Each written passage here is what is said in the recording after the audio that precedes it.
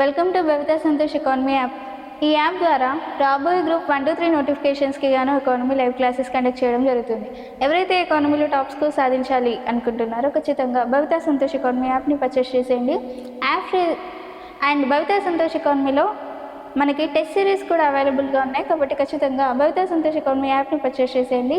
అలాగే daily current affairs కూడా అవైలబుల్గా ఉన్నాయి తెలుగు మరియు ఇంగ్లీష్ మీడియంలో. కాబట్టి బబితా సంతోష్ ఎకానమీ ఛానల్ని ఖచ్చితంగా సబ్స్క్రైబ్ చేయండి. అండ్ బబితా సంతోష్ ఎకానమీలో ఈరోజు డైలీ కరెంట్ అఫైర్స్కి సంబంధించి కొన్ని టాపిక్స్ని మాట్లాడుకుందాం. అందులో ఫస్ట్ టాపిక్ జిఎస్టీ 2.0. జిఎస్టీ 2.0 మరి జిఎస్టీ 2.0ని ఎప్పుడు ఇంట్రడ్యూస్ చేశారు అంటే September 22 నాడు ఇంట్రడ్యూస్ చేశారు. మరి ఏంటి జిఎస్టీ 2.0 అంటే మనకి జిఎస్టీలో 4 స్లాబ్స్ ఉంటాయి. ఒకటి 5%, ఒకటి 8%, ఒకటి 12%, ఇంకోటి 18%. మరి జిఎస్టీలో ఉన్న ఈ 4 స్లాబుల్లో 12% మరియు 18% అనే 2 స్లాబ్లను తొలగించారు. ఎందుకంటే మనకి ఎవరైతే వినియోగదారులు ఎవరైతే కస్టమర్స్ ఎవరైతే ఉన్నారో వాళ్ళకి ఇబ్బంది కలగకుండా వాళ్ళ సౌకర్యార్థం 2 స్లాబ్స్లని తీసేసి ఈ 2 స్లాబ్స్తో జిఎస్టీ 2.0 అని ఈ 2 స్లాబ్స్లను ఏర్పాటు చేశారు. ఈ 5% మరియు 8%కి ఏమని పేరు ఇచ్చారు? జిఎస్టీ 2.0.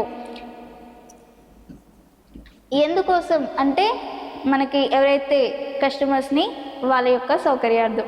మరి జిఎస్టీ అంటే ఏంటి? Goods services tax, goods and services tax. మరి జిఎస్టీ ఏ నినాదంతో ఏర్పడింది అంటే 1 tax 1 nation. అంతకుముందు చాలా నెంబర్ ఆఫ్ ట్యాక్సెస్ అనేవి ఉండేవి.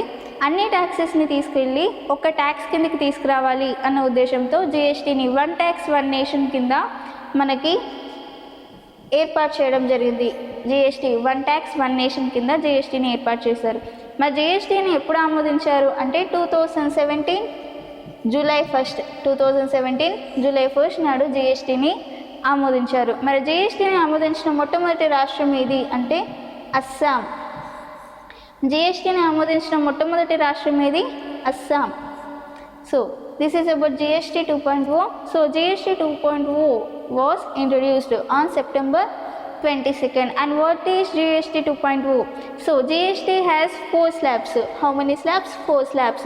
One is 5%, 8%, 12% and 18%.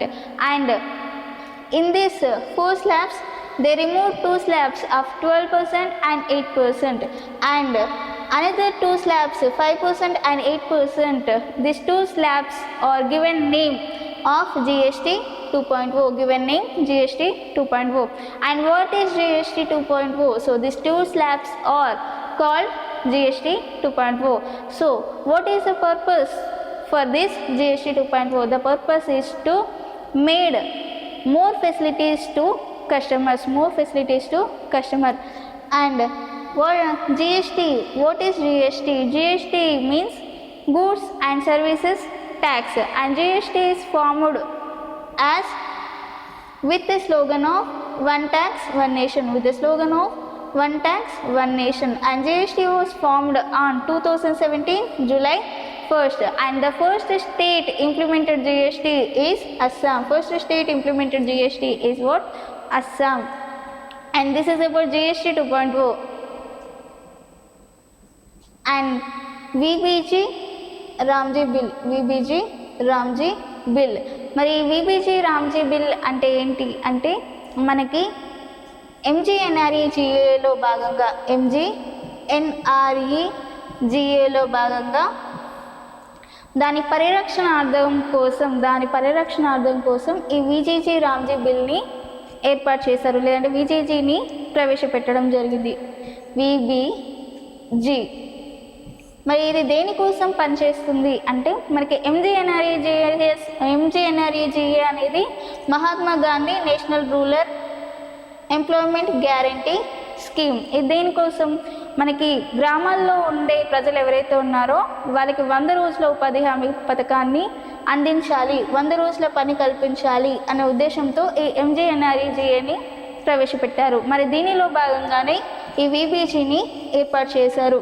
100 నుంచి 125 రోజుల వరకు 100 నుంచి 125 రోజుల వరకు ఎవరైతే గ్రామాల్లో ఉంటారో వాళ్ళకి 125 రోజుల వరకు పనులను కల్పించాలి అన్న ఉద్దేశంతో ఈ విబిజిని ఏర్పాటు చేయడం జరిగింది. మరి ఇందులో భాగంగా రీసెంట్గా రాష్ట్రపతి ద్రౌపది ముర్ము గారు ఈ విబిజి బిల్లుకి ఆమోదం తెలపడం జరిగింది.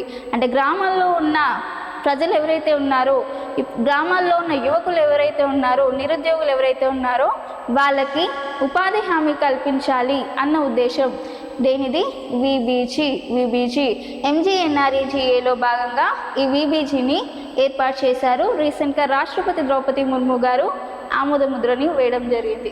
So VBG Ramji bill president approval for VBG Ramji bill and what is VBG Ramji? So VBG Ramji is providing work or providing 125 days work who are unemployed in villages. So recently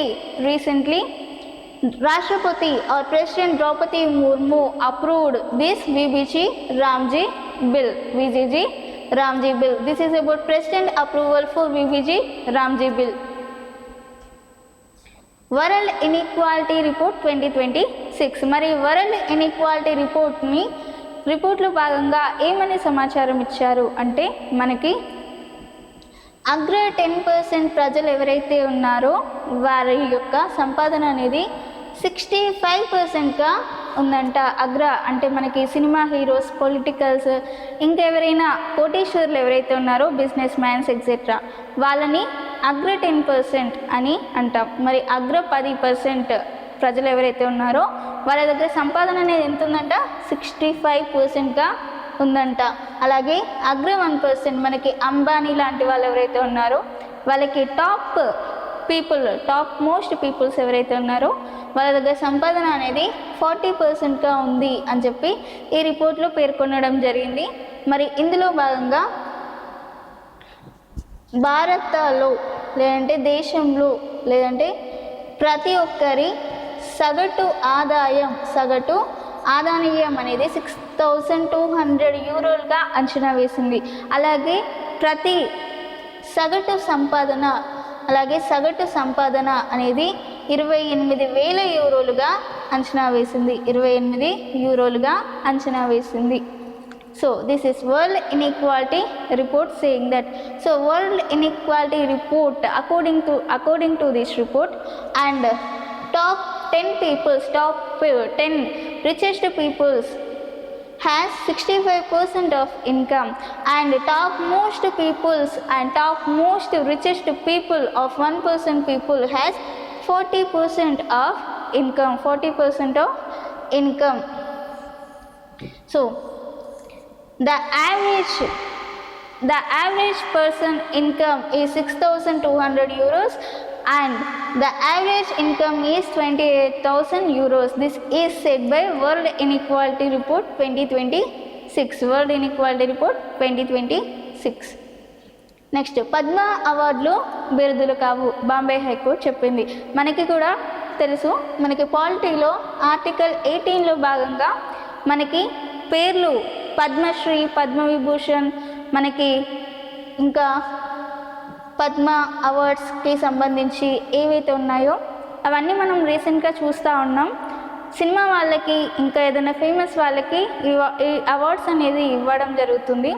కానీ ఈ పద్మ అవార్డ్స్ కానీ ఇంకే ఏ అవార్డ్స్ కానీ అవి బిరుదులు మాత్రమే.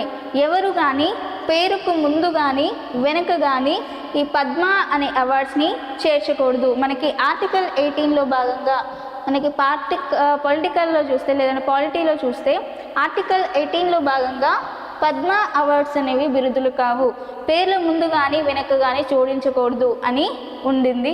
రీసెంట్గా బాంబే హైకోర్టు కూడా ఈ విషయాన్ని మరలా వివరించడం జరిగింది. ఎవరైతే పేర్లకు ముందు ఈ అవార్డ్స్ని కానీ బిరుదులు కానీ పెట్టుకుంటారో వాళ్ళకి ఆ బిరుదులు ఏవైతే ఉన్నాయో వాటిని తొలగించబడుతుంది అని చెప్పి బాంబే హైకోర్టు రీసెంట్గా వాళ్ళు ఇన్ఫర్మేషన్ని ఇవ్వడం జరిగింది. So Padma awards are not titles. Padma awards are not titles. So this information is given by Bombay High Court, or this is given justice by Bombay High Court, and we are also know about this because in political on in polity in Article 18 says that so the titles or awards are not titles, and don't use that awards into names. Don't use that awards into names. Why? Because they are just an awards, and Bombay High Court is saying that who are put their name that awards into their names, they are their titles are removed. Their titles are removed. This said by Bombay High Court. This said by Bombay High Court according to Article 18. Next, Rajasthan ప్రభుత్వ పాఠశాలలో వార్తాపత్రికల పఠనం తప్పనిసరి. మరి పత్రికల యొక్క పఠనాన్ని తప్పనిసరిగా చేయడం జరిగింది. ఎవరు? రాజస్థాన్ గవర్నమెంట్. ఎందుకోసం అంటే మనకి రాజస్థాన్లో మనకి పబ్లిక్ స్కూల్స్ ఎవరైతే ఉన్నారో వాళ్ళకి జనరల్ నాలెడ్జ్ని ఇంప్రూవ్ చేయడానికి, అలాగే వారి యొక్క పఠన సామర్థ్యాన్ని మెరుగుపరిచే ఉద్దేశంతో రాజస్థాన్ ప్రభుత్వ పాఠశాలలో వార్తాపత్రికల పఠనాన్ని తప్పనిసరి చేయడం జరిగింది. మరి దీనికి సంబంధించి పిల్లలను క్లాసెస్ వైజ్గా డివైడ్ చేసి ఒక్కొక్కరిని ఒక్కొక్క టాపిక్ చదివే విధంగా చూసుకోవడం జరుగుతుంది. మరి ఇందులో భాగంగా ఈ రాజస్థాన్ ప్రభుత్వ పాఠశాలలో ఈ డైలీ వార్తాపత్రికలకు అయ్యే ఖర్చుని ఎవరు భరిస్తారు అంటే రాజస్థాన్ యొక్క విద్యాశాఖ మంత్రి ఈ ప్రభుత్వ పాఠశాలలకు అయ్యే ఖర్చునంతా భరిస్తుంది. So newspaper is mandatory in Rajasthan government schools. So this is declared by Rajasthan government because of this the students were improved their skills, general knowledge and reading skills. So in that case recently Rajasthan government declared this decision, and in this case the amount of newspapers is paid by Rajasthan educational minister is paid by the amount of newspapers in Rajasthan public schools. Next, సుప్రీంకోర్టుకి 3 అదనపు సోలిసిటర్స్ జనరల్స్ని నియమించడం జరిగింది. మరి ఎవరెవరు 3 supreme court solicitor జనరల్స్ని నియమించారు అంటే, 1 Devinder Pal Singh, 2 Ravindra Kumar, 3 Anil Kaushik.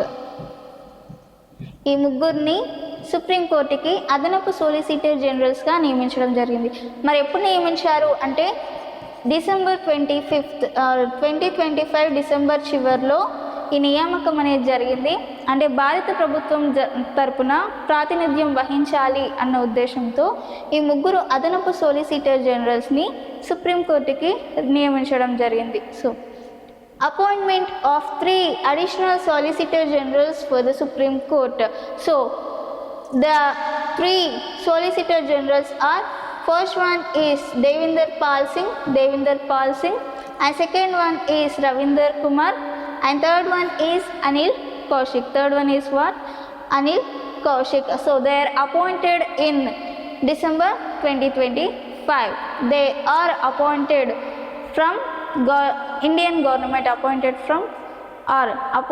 for Indian government in Supreme Court. Next, IMF GDP estimations. మనకి IMF అనేది జీడిపిని ఎస్టిమేట్ చేయడం జరిగింది. మరి ఎంతవరకు ఎస్టిమేట్ చేసింది అంటే 6.6%గా అంచనా వేసింది. మరి జీడిపి అంటే ఏంటి? Gross domestic product. మరి గ్రాస్ డొమెస్టిక్ ప్రోడక్ట్ ఒక దేశ భౌగోళిక సరిహద్దులో అంతిమ వస్తు సేవల ఉత్పత్తిని మనం ఆ దేశ జీడిపిగా పేర్కొంటాం. మరి ఆ జీడిపి అనేది ఎంతగా అంచనా వేసింది? 6.6%గా అంచనా వేసింది. So GDP gross domestic product. So the final value of goods and services that are produced in the boundary of particular country in a given financial year is called GDP. So IMF GDP estimated up to 6.6%. మరి ఇది ఈరోజు daily current అఫైర్స్కి సంబంధించి. మీకు ఇలాంటి topics ఇంకా కావాలి అనుకుంటే ఖచ్చితంగా భవితా సంతోష్ ఎకానమీ యాప్ని పర్చేస్ చేసేయండి. అలాగే ఛానల్ని సబ్స్క్రైబ్ చేయండి. Thank you.